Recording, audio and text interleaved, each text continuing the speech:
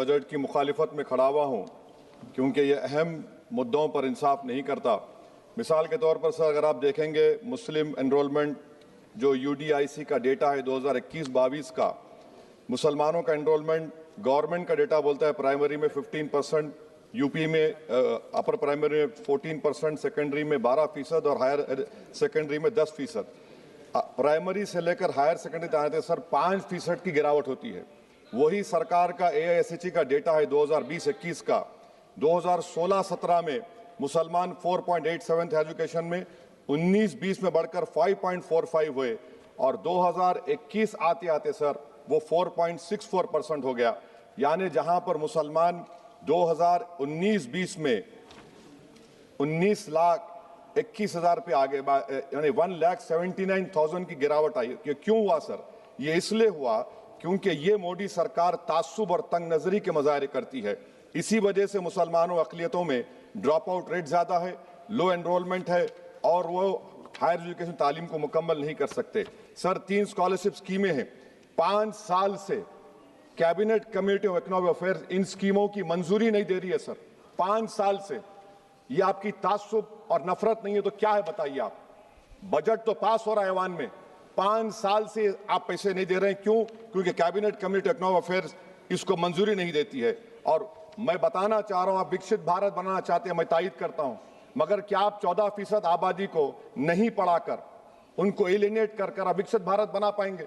विकसित भारत उसी वक्त बनेगा सर जब मुसलमान समाजी, इक्तिसादी, तालीमी और माशी तौर पर ताकतवर होंगे। मगर अफसोस के साथ कहना पड़ा, सच्चाई है कि सरकार नहीं चाहती ये हो। सर मैं इस हुकूमत से पूछना चाह रहा हूं कि यूनिट कॉस्ट स्कॉलरशिप का 2007 और 8 से रिवाइज नहीं हुआ क्योंकि जो तालीम का कॉस्ट है उससे मैच नहीं कर रहा है। आप 3 स्कॉलरशिप को डिमांड ड्रिवन नहीं कर रहे हैं। 11 साल से आप 10 स्कॉलरशिप नहीं बढ़ाए, वही नंबर ला के रख दिए। मैं डिमांड ड्रिवन करने का मुतालबा करता हूं। सर प्री मैट्रिक स्कॉलरशिप को क्यों 9th और 10th से शुरू किया था?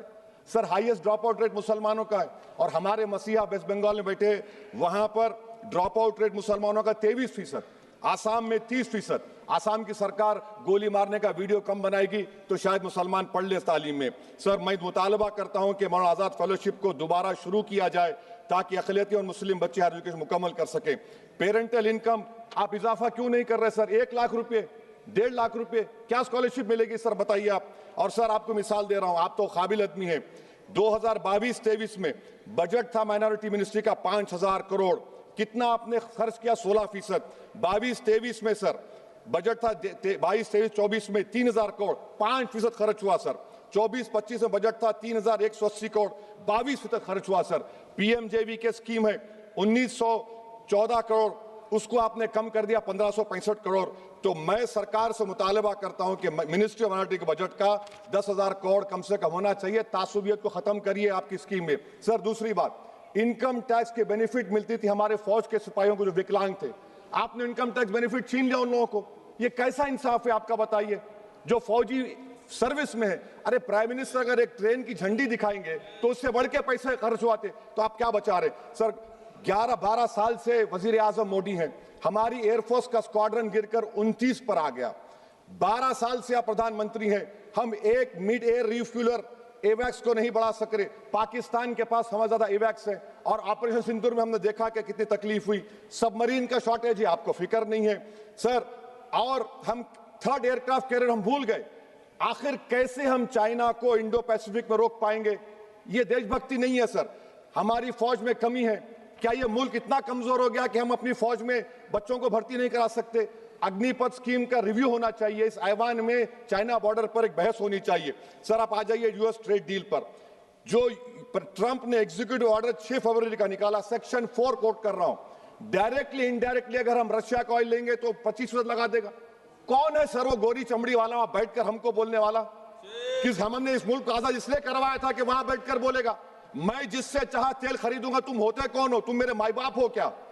आप 25% लगाएंगे सर। और वर्ड क्या इस्तेमाल किया? इंडिया। यानी अब नायारा जो है, नायारा कंपनी बंद हो जाएगी और हमको मॉनिटर करेंगे आप, भारत को उस पर ओवरसाइट करेंगे। अफसोस की बात है कि सरकार खामोश है। सर 2019 में ईरान का ऑयल मत लो बोले, आपने गलती की, आपने ईरान का ऑयल नहीं लिया। तो अमेरिका ने कहा कि इराक से लो, कंपेरेबल रेट पे, कंपेरेबल रेट पे, मार्केट रेट, नॉमिनल प्राइस पे नहीं। आज यूएस कह रहा है कि मोनोपोली रेट पे लो। कहां है सर? हम क्यों कर रहे हैं? क्यों इतना गिर रहे हैं इस गोरी चमड़ी वाले के सामने? आखिर हमारी हमियत कहां है सर? और एक बात बता रहा हूं सर, ये यूएस ट्रेड डील से European 2 minute sir, European union की ट्रीटी से हमारा पीएलआई का पूरा असर पड़ेगा, क्योंकि आपने टैरिफ गिरा दिया। आपने टैरिफ गिरा दिया मेडिकल डिवाइसेस पर, आपने टैरिफ गिरा दिया सोफिस्टिकेटेड मशीनरी पर, तो यूएस इंडस्ट्रियल गुड्स आएंगे, तो डी-इंडस्ट्रियलाइजेशन का खतरा है इस मुल्क में।